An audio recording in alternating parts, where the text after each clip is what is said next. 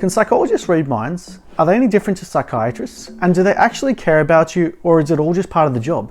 In this episode, I'm going to debunk 5 misconceptions about psychologists. I'll also be diving into other notable misconceptions in later videos, so if you're interested in questions like whether or not we use 100% of our brain, or whether criminal profiling actually works, hit that subscribe button and stay tuned. But for now, let's look at the misconceptions about psychologists. I'm Hayden, an actual psychologist here in Australia, and this is my channel, Mind Cartography.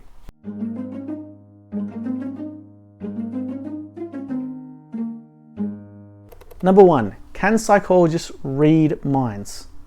Why is this still a thing? Come on guys, we're not superheroes, we don't have any special powers. Although telepathy would make my job 10 times easier. But then I'd also hear what clients truly think about me. I don't know if I'd want that. Seriously though, whilst we may be experts in understanding the human mind, we can never know for certain what someone is thinking. We can maybe piece 2 and 2 together, like if someone's avoiding eye contact, stumbling over their words, I might deduce that maybe they're feeling anxious, but I can't know exactly why. It may be because this is their first time going to therapy, or maybe I look like their abusive ex-boyfriend, or maybe they just don't like making eye contact. You know how I can find out though? By asking them. Conducting a good clinical assessment. That's our true superpower.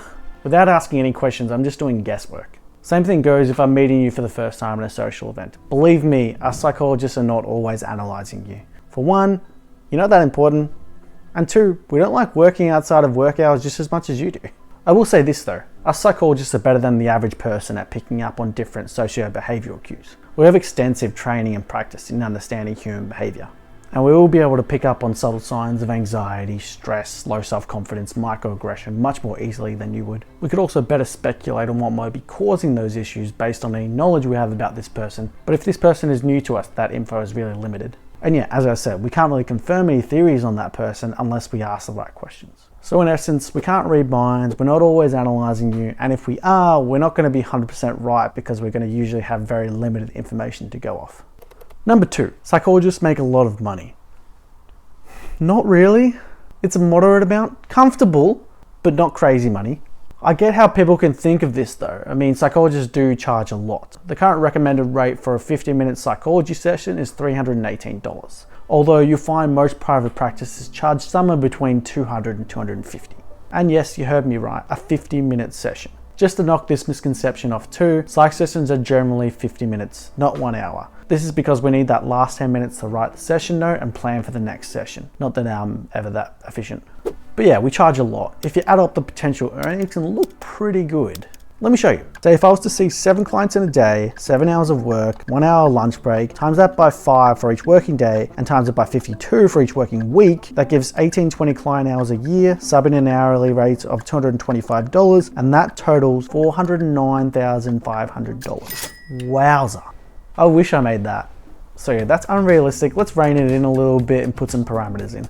If I'm earning per client hour, I'd be a contractor in private practice. So the practice would take a piece of that cut. Often it's around a 60-40 split. Well, it varies depending on the practice. So after giving the practice 40%, we're left with a little under 250K. Still nice, however, we haven't accounted for any perks associated with regular salaried work. Things like superannuation, annual leave, public holidays, sick days. As a contractor, you don't get paid for any of these. You also still have to account for any times that you don't see a client. It might be a quiet week, you have no one new on the wait list, you can't fill a spot in your diary, you have a late cancellation, or maybe just someone no-shows.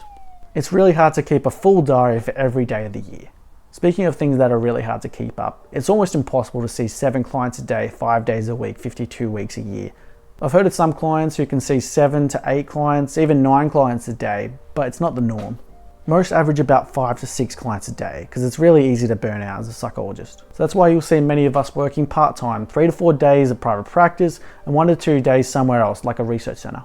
Once you add all that in and account for things like CPD and registration, the total comes in at around $103,275. Add in income from a 5th day at the research centre, say $20,000, and you're looking at a little over $123K. Not bad, but it ain't crazy money. Number 3, psychologists and psychiatrists are the same thing. Now, this one's a little understandable because we do have a similar title. We also both treat mental health patients, we both understand mental health very well, and we're both trained in psychological assessment, diagnosis, and therapy. But we're not the same. The main difference is that psychiatrists are medical doctors and they can prescribe medication. Psychiatrists start with a medical degree and then specialize into psychiatry. All up, it's about 11 plus years of study.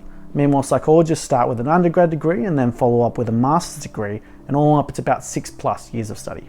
In treatment, psychiatrists generally stick to prescribing medications. They are trained in providing psychological therapy and can do all the same ones that psychologists can, but they typically don't. Instead, you'll often see psychiatrists conducting an initial assessment, prescribing a medication, and then referring on to a psychologist for more extensive long-term work. After all, there are many more psychologists out there than psychiatrists. Psychiatrists also tend to work more exclusively with severe mental health populations and work across medical sites like hospitals and outpatient clinics. You can find psychologists at these sites too, however they're most typically found in private practice, along with settings like community health centres, prisons, schools and the courts. Oh, and one last thing, there's often beef between us because, well, us psychs are better. Number 4, psychologists only care because it's their job. To be honest, this one hurts a little. Of course we care. It's one of the main reasons as to why we got into this gig. In fact, one of my favourite sessions as a psychologist is the discharge session, because you look back at where the client has come from and it's just really proud to see them do so well. We are empathic people. Sometimes we even get too invested. I've had to pull myself back in some sessions because I felt like I was almost going to cry.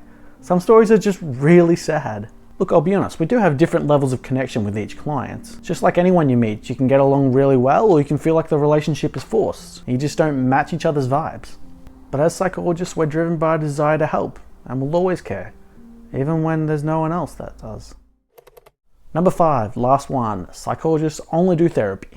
This one has some truth. As a society, when we refer to psychologists, we generally mean psychological therapists, the people you go to when you want to talk about your problems. Now, although most psychologists work in this capacity, they only make up one portion of the psychologists that are out there. We have neuropsychologists, organizational psychologists, education and developmental psychologists, health psychologists, and forensic psychologists. Some of these specialists do engage in therapy, but it's only one part of their job, and you usually won't see them in any kind of general private practice. Neuropsychs specialize in issues relating to the brain, things like dementia, stroke, TBI, hypoxia. They focus heavily on assessment, report writing, and making suggestions for rehabilitation. Org psychs are typically found in the workplace and focus on improving employee performance and productivity. Ed and Dev psychs often work in schools. They may help set up systems to best accommodate for children with ASD and ADHD in the classroom, or they may conduct assessments to assess issues with cognitive development, like dyslexia. Health psychs apply their craft to health as a whole. They focus on managing factors that influence physical health and well-being. You'll find them in hospitals, rehab centres, community health organisations, typically working with patients with long-term health conditions. Forensic psychs work in the prison and justice system. They'll conduct rehab programs in prison, consult legal counsel, provide reports for the courts, and do specialised assessments like risk assessments. On top of these roles, we also have many psychologists working in research. These researchers do all the hard work finding out what us practical psychologists need to know in order to do our job properly. And that does it. There's 5 misconceptions about psychologists. Bottom line, don't believe everything you hear about psychologists, except that we're awesome. Believe that one. Anyway, this is another episode of Mind Cartography. Let me know in the comments which misconception shocked you the most. And as always, give us a like if you enjoyed the episode, subscribe if you're new, and I'll see you in the next video. Bye for now.